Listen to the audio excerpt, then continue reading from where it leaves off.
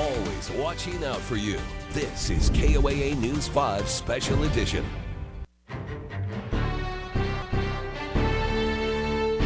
Election Day is 25 days away.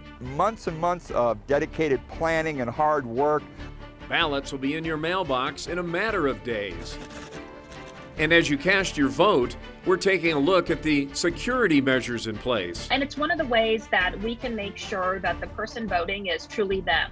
And what you need to know to make sure your vote counts. What America needs more of is less hate. Plus, with so much information out there, we're hearing from people like you on what issues matter most. Good evening and thanks for sticking around for this special edition of News 5 at 6:30. I'm Rob Quirk, joined by News 5's Allison Zimmerman, and we've got a packed show for you to walk you through Colorado's election process, some of the key issues and races as well. So let's get going. First, here's what to watch for. In a matter of days, your ballot will be in your mailbox. About 425,000 ballots sent out this morning in El Paso County alone, but there's still time to register to get a ballot in the mail. You just need to register by October 26th. You can also drop off your ballot by 7 p.m. on Election Day. As always, you can vote in person, but keep in mind with the pandemic, there are additional restrictions in all counties. The El Paso County Clerk and Recorder also wants to assure voters that their ballots are secure. Our citizens will be amazed by is if they came into our office and look, and we invite people to come in and take a look, the layers and layers of security, from the physical security, the cyber security. Now the office is registering hundreds of new voters, making sure that your registration is updated every day. All right, with ballots on their way to your mailbox, what happens next? Well, you will have a few weeks to fill out that ballot and study up on the candidates and the issues. Then you can either mail your ballot back by October 26th, so it makes it to the clerk's office by Election Day, or you can drop it off at one of the many drop boxes throughout the state up until 7 p.m. on November 3rd. And if you prefer to vote in person, just keep in mind there are dozens of voter service and polling centers in southern Colorado. A few open as early as Monday the 12th. Then as Election Day nears, more centers will open on the 19th, 30th, and November 2nd. Keep in mind, you will need to bring an ID with you if you do plan to go in person, and also you want to give yourself some extra time with those additional safety measures in place for COVID-19. We do have a list of acceptable forms of ID on our website, KOAA.com. Also on our website, if you'd like to find out the closest drop box or voting service or polling center near you, we have an interactive map. There you see it with hours and information. And when it comes to what's actually on the ballot this November, here's a quick rundown. In addition to the presidential race, Coloradans will, of course, be voting on a U.S. Senate seat and their U.S. House of Representatives seat, as well as state representative and district attorney, and depending on where you live, a state Senate seat or a county commissioner seat.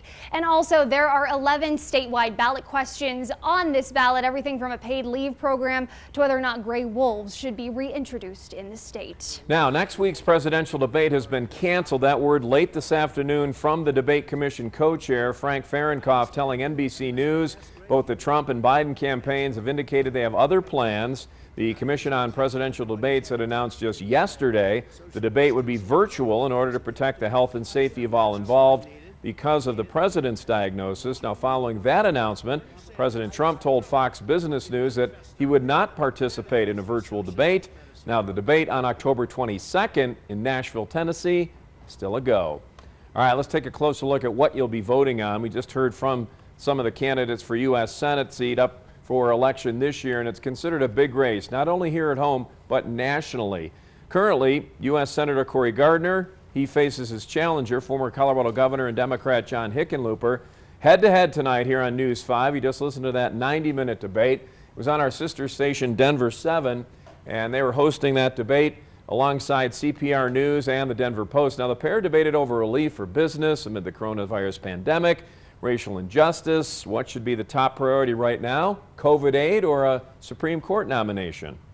Contest to be to deal with COVID-19 and to make sure that we're dealing with the economy in a constructive way. That's why I am focused on COVID. That's why I'm leading with my colleagues, Republicans and Democrats, to pass a relief bill now. That's why I voted several weeks ago to pass a coronavirus relief package.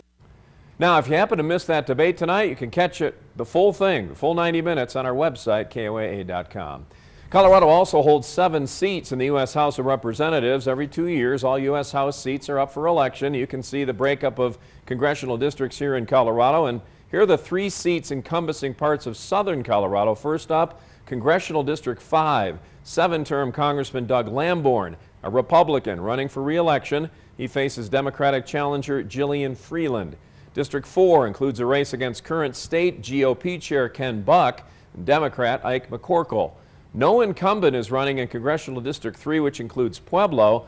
Democrat Diane Mitch Bush hoping to flip the seat blue as Republican Lauren Boebert, who unseated Scott Tipton in the June primary, runs on the Republican ticket. Now, in addition to nearly a dozen statewide questions, cities and counties throughout southern Colorado also asking voter questions.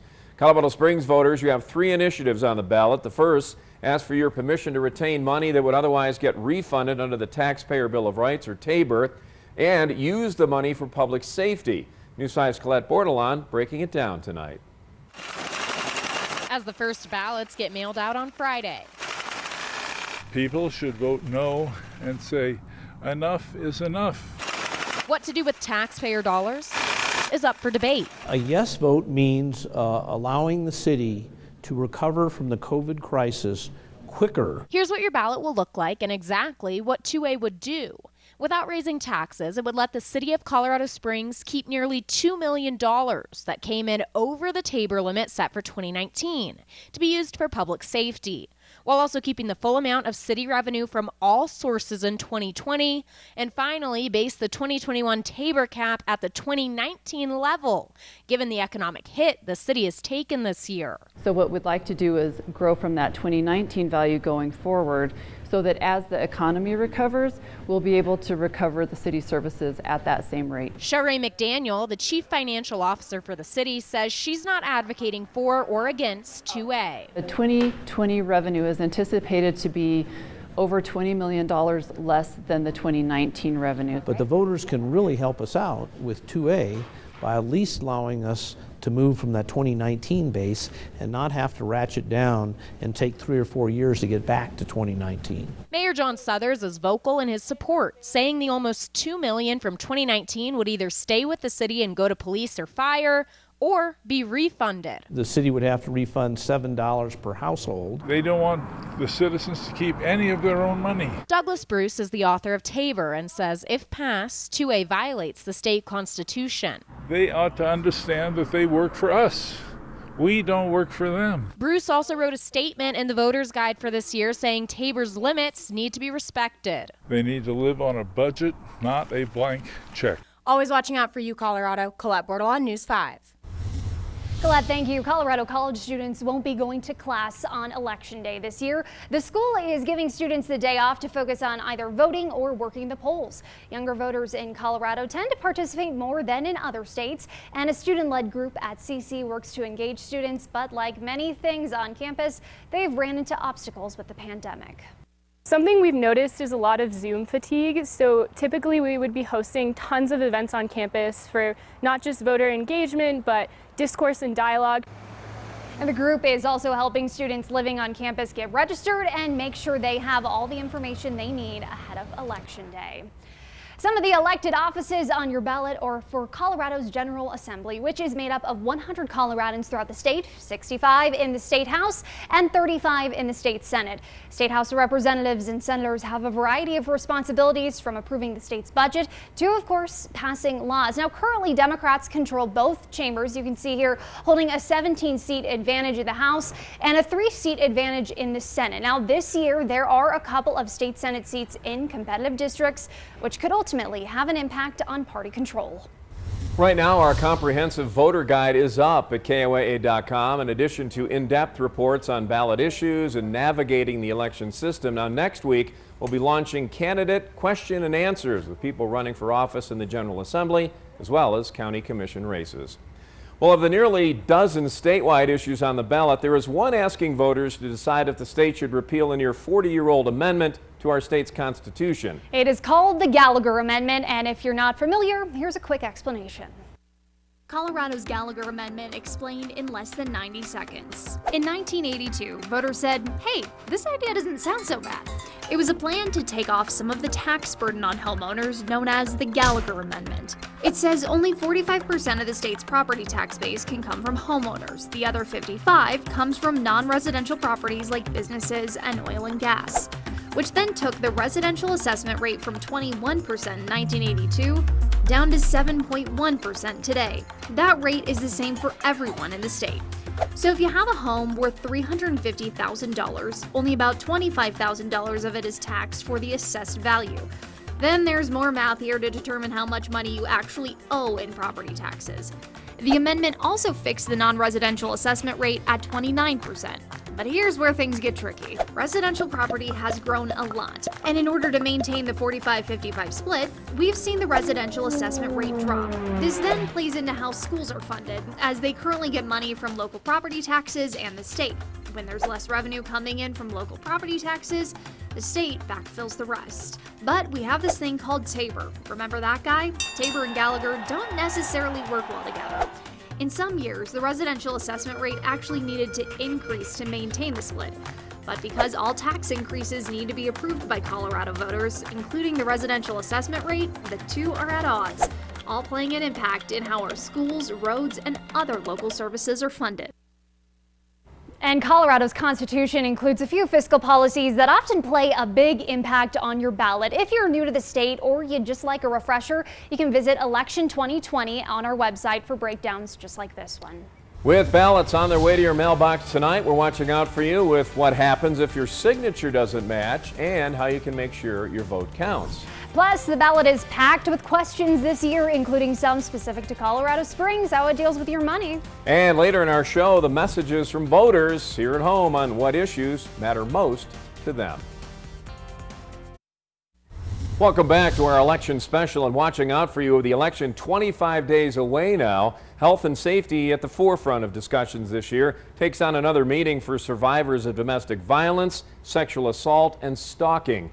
With voter information public, Colorado has the Address Confidentiality Program, easy for me to say, which allows survivors to get a substitute address for public records to protect themselves and their household. Some people have actually been stalked by people finding their physical address or location through their voter registration rolls. Since the program started in 2008, the state reports more than 9,200 survivors utilizing that program. Well, a change in Colorado law last year allows thousands of parolees in Colorado to vote in elections. The state's constitution considers anyone sentenced to parole considered to have completed their full term of imprisonment. In the last decade, several states throughout the U.S. have changed laws to allow felons to vote either on parole or after completing their sentence. In D.C., Maine, and Vermont, for example, felons never lose the right to vote, even while they're behind bars. For the first time statewide this November, early voters can track their ballot with a phone call, text, or email. If you're interested to update your information, you can visit colorado.ballottracks.net. You can also opt out of that program. Already got an email today from Ballot Tracks, and when it comes to tracking your ballot, one of the reasons Colorado is considered the safest state to cast a vote is because of a signature verification system. But what happens if your signature isn't a perfect match? It's not common. About 1% of ballots have it happen, but there's a process known as curing, which could mean the difference between your vote being counted or thrown out. It's the key to making sure you are who you say you are.